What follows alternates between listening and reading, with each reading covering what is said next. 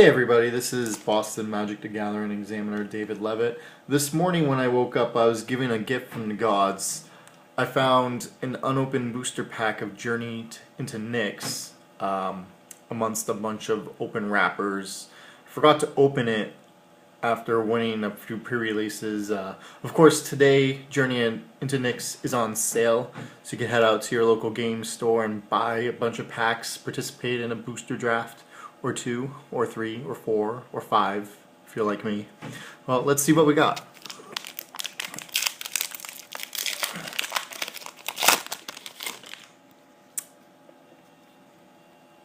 Magma Spray. This is basically the Pillar Flame upgrade. Instead of being a sorcery, it's an instant. Deal 2 damage to a creature and exile it if it would die. It's great. Eagle of the Watch. That's your 2/1 Flying Vigilance. It's okay in draft. Font of Fertility. We love rampant growth effects. Farika's Chosen. Oh my god. So many games over the pre-release weekend. I'd have a bomb and they'd have this card out, and you can't attack because of the Death Touch. So this is great for staving off your opponent's threats later on or getting in some early damage. Font of Fortunes, draw some cards. Sigiled Skink, the attack scry, little lizard dude. It's fun. Sapphire Cranes. When it enters the battlefield, put a +1/+1 counter on target creature. It's 5 for a 2/4. Oftentimes you'll end up with a 3/5 just because you'll be able to rule disguise, but the versatility of being able to make one of your other threats a little bigger can sometimes pay off. Vasa's Devour, Constellation. When another enchantment or this creature comes into control, you mill for 2. I mean, if the game is going long, especially in Limited where everyone has a 40 card deck, it could be a game winner for you, but most of the times it's not going to have great enough impact. Desecration Plague, destroy target enchantment or land.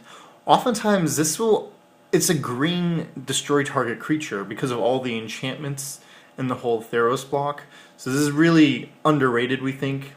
But worst case scenario, it's more costlier Stone Rain effect, or Ice Storm for the players who've been playing a long time. Flame Speaker's Will. It's decent. I mean, I'm not a fan of using auras in general. Theros block with the whole bestow creatures made auras so much better because you don't lose card advantage if they kill out your threat in response to you casting the aura onto the creature. I mean, Flame Speaker's will help you if you're playing with other heroic creatures, so you trigger that ability that your heroic creature may have. Golden Hide Ox, Constellation. When it enters or in another enchantment, target creature must be blocked this turn if able. I got a few of these over the pre-release weekend. I only used one. I never actually ended up playing with it. I mean, it's like a forced mini lure effect. Make it so your opponent's creature has to block. Oftentimes they might have 1 or 2 creatures they don't want to block with, or especially if you have a larger creature. So in a way, you kind of make them fight your creature, and you can gain card advantage and ruin their plans. I mean, 6 for a 5/4, it's definitely a decent creature, and because it's an enchantment, it's going to trigger all your other Constellation creatures. So if I pick this up in draft, I would definitely run it. Reprisal. I mean, great reprint. Some excellent new art here. Destroy target creature with power 4 or greater. It can't be regenerated. You're going to want to pick this one up in your draft. Eidolon of Rhetoric. Each player can't cast more than 1 spell each turn. I mean, this is great for stopping storm decks, or if you like to play a slow game and use creatures or cards that have abilities that you activate, you'll be able to overwhelm your opponent because if they don't have any way of doing anything, and you're able to pump out creature tokens or draw cards from your spells or abilities that allow you to activate more than once a turn, you're going to end up overwhelming them. Temple of Epiphany, it's the new Scryland.